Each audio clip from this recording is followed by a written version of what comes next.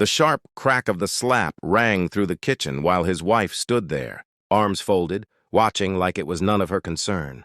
My 32-year-old son, Tyler, had just hit me in the house that now legally belonged to him, or so he thought, built on the 5 acres I'd bought and paid for in rural Texas. Blood seeped from my split lip, but I didn't shout, didn't cry, didn't even flinch. I just smiled. Not the warm kind, the cold, clear kind that arrives when years of being taken for granted suddenly make perfect sense. He stepped back, waiting for the old man to break. Rebecca never moved, never blinked. What happened next turned everything upside down. Because sometimes the quietest men deliver the loudest lessons. 5 years earlier, I thought I was doing the greatest thing a father could do. I'd just hit 40 years swinging hammers for Morrison Construction, hands scarred and rough as tree bark.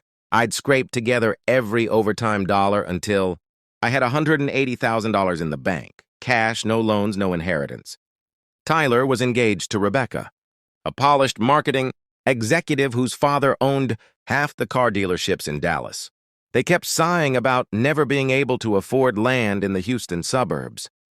So I handed them a future, 5 gorgeous acres under old oaks, far enough out to feel like country, close enough for Tyler's $95,000 a year coding job. They gushed. Hugs, tears. "You're the best dad ever. We'll never forget this." I should have had it notarized. The house went up fast, 3 bedrooms, granite everywhere. All the upgrades, because the land itself cost them nothing. At first, the changes were small. Tyler correcting my outdated tech talk in front of his friends. Rebecca laughing that Frank just doesn't get modern money. Then it grew. I became the on-call handyman. Broken garbage disposal? Fix it, Frank. Want a garden shed? Here's a shopping list. You know where to get deals. I did it all. Fathers do. The real eye-opener came at Christmas when Rebecca's parents visited. Her dad asked about their mortgage. Rebecca smirked. "We don't have one. Frank gave us the land." Her father whistled, impressed. Tyler jumped in. "Appraised around $420K now. We've really built equity. I hadn't spent every weekend for months wiring, decking, and landscaping myself. Later, her father said to me, "You must be proud seeing Tyler create generational wealth." Before I could answer, Tyler cut in. "Dad's more of a paycheck-to-paycheck guy. Different mindset," Rebecca nodded. "His generation just thinks differently about money." I excused myself, sat in their guest bathroom, and stared at a stranger in the mirror. Things got worse. One February evening, they invited me to help set up for Rebecca's birthday barbecue. I showed up straight from a job, work boots, dusty jacket. Tyler glanced at me and whispered, "Dad, can you come through the side gate? Rebecca's boss is here. You look like the help." The help. In the home I'd made possible. That night I admitted to myself I'd been raising an ingrate, and it was time to stop. The final straw came when Tyler phoned. Voice flat and businesslike. "Dad, we need boundaries. You can't drop by unannounced. This is our house now, and the constant comments about money have to stop. It's toxic." Rebecca snatched the phone. "We never asked you to buy the land. You offered, and now you act like we're indebted forever. Frankly, your blue-collar attitude is the problem. Some people actually understand investing." I asked calmly how much they had personally put into the property over the years. Silence. Tyler mumbled something. "Around 12 grand total." I thanked them for the clarity. That night I couldn't sleep. The next morning I was in my lawyer's office with the original deed in my hand. "James, who legally owns this land?" "You do, Frank. Clean title."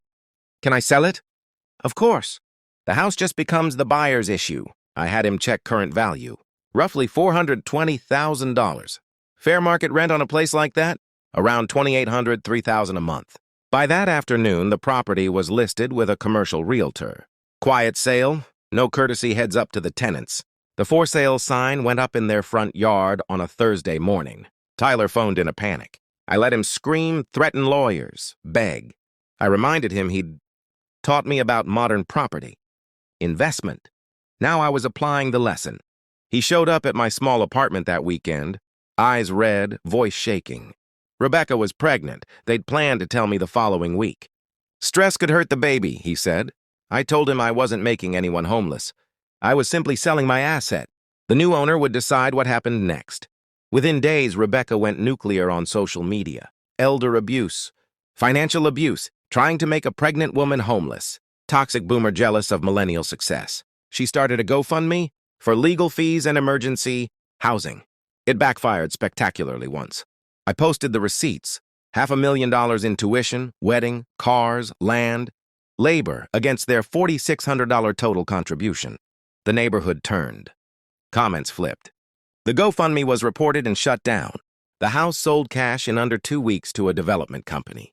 Closing was quick.